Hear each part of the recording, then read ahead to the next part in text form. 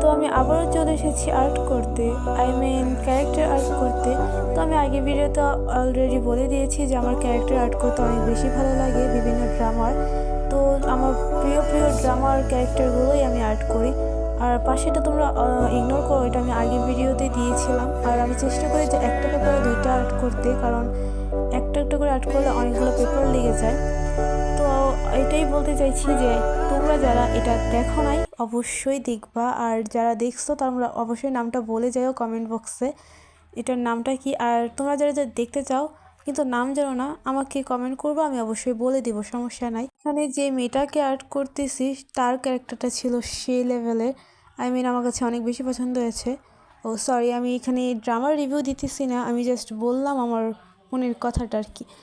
তোমরা দেখো কেমন হয়েছে আর্টটা, আর অবশ্যই বলবা কমেন্টে যে কেমন হয়েছে, আর নেক্সটে কি আর্ট করবো সেটাও জানাবো কমেন্টে।